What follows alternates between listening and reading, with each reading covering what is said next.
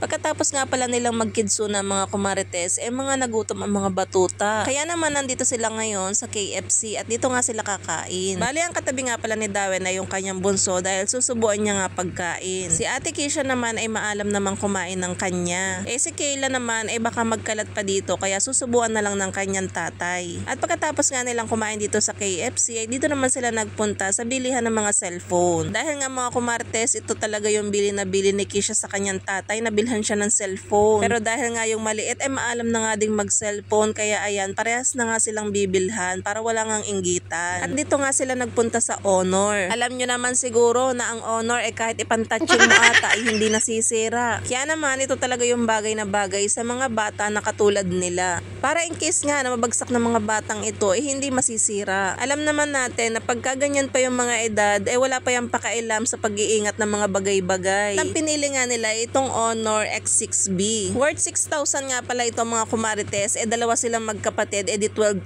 na. Pero no worries naman yan kay tatay dahil ayan talaga pinagpaguran ng tatay para mabili ang gusto ng kanyang mga anak. At ayan naman talaga pangako ni Dawen sa kanyang mga anak na kapag umuwi siya babawi talaga siya dito sa dalawa. Dahil biruin niyo naman 5 taon naman talaga na wala siya at hindi niya nakasama ang kanyang mga anak. Kaya naman si Keisha nga ito ang tuwa dahil nga ito yung kanyang gusto. Nung last 3 years nga na umuwi si Dawen, cellphone din yung pinabili niya. Kaso mga kumarites, maliit nga lang din yung memory nun at saka sira na din. At dahil Honor naman ito, siguro kahit magpabagsak-bagsak to hindi masisira. At ayan mga kumarites, pagkatapos nga pala nilang bumili ng cellphone, dito naman sila nagpunta sa World of Fun. Wari ko naman enjoy na enjoy nga ang mga bata. Yun nga lang talagang kulang ang isang araw. Nakakatuwa din naman talaga na pag nagsama-sama ang magpipinsang ito, talaga namang kagulo mga kumarites. Noon nga umuwi si Dawen, akala talaga nila si Keisha kakaunin na. At dahil nga mga kumarites, may business pa si Dawen na inasikaso kaya hindi agad niya nahiram ang mga bata. Hindi din naman kami nag-e-expect na si Kayla nga ay sasama. Dahil alam talaga namin na takot siya sa tatay niya. Pero tingnan nyo naman, lagi din nakabitin sa tatay at palaging tinatawag ang kanyang tatay kaya nakakatuwa talaga. At pagkatapos naman nilang mag-World of Fun mga kumarites, dito naman sila nagpunta sa bilihan ng waffle. Wari ko nga hapon na nga ito at ayan, nagutom na naman ng mga bata. Buti na nga lang at bakasyon pa mga kumarites dahil pag nagkapasok na, bihira na naman silang magkasama-sama. Dahil busy na naman sila sa school at magkakasama-sama lang sila tuwing December na uli at kung kailan bakasyon. Kita nyo si Kayla, tuwang-tuwa dito kasi magka-video call sila ng tatay niya. Nakikita niya sa cellphone yung kanyang tatay. Tumakbo pa nga kay mother para ipakita. Kahit nga si mother mga kumarites, nanibago kay Kayla. Dahil pag nakikita niyan si mother, naiyak yan. Kasi akala kukuhanin siya. Ngayon nga hindi at nalapit pa talaga. Tawag pa nga ng tawag ng mother. At dahil nga mga kumarites may pasok ako nito, hindi ko sila nakita. Pero for sure mga kumarites, pagka sila ay pumunta ulit dito na naandito ako, makakasama natin siya sa ating mga mini vlog. Pero kahit wala naman ako, naisasama pa din naman natin dahil meron tayong mga taga-video, diba? At dahil mga maaasim na mga kumarites, dahil naglaro, ayan, pinaliguan ng kanilang tatay. Yes mga kumarites, si Dawi na nagpaligo sa dalawang batang yan. Tapos yung mga binili nilang terno na damit sa DV Mart, ayan, sinuot na nila. Dahil hapon na nga yan mga kumarites, ang next stop naman nila pupunta naman sila sa Pure Gold. At bago nga ihatid sa kanilang mama, ay bibili muna sila sa grocery. Para ibili nga sila ng mga pagkain na gusto nila. Medyo hapon na nga nito panigurado mga kumarites, gagabihin nga sila na kasi mga alas 6 na ata to ng hapon. Kita nyo naman ang damit nila, terno. At syempre fresh na din kasi mga bagong ligo. At ayan, naandito na sila ngayon sa Pure Gold para mamili at nakakita pa nga si Keisha nito. At humingi pa nga sa kanilang tatay ng barya. At dahil nga baka magkainggitan pa, di parehas na nga silang binigyan ng barya para makapaghulog din sa itlog. At pagkatapos naman nun, dumiretso na nga sila dito sa loob ng grocery. At ayan, pili-pili kung ano yung mga gusto nila. Kung ano yung mga kinakain nilang tinapay. Para nga naman hindi nabibili sa tindahan. At ito namang maliit ang gusto lagi siya yung magtutulak nitong cart. At ayan, si Keisha bumili nga din pala ng gatas. Basta ayan, kung ano lang din yung ituro nila, yun lang din yung kinukuha. At saka siguro yung mga bago sa kanilang paningin. Pero dito nga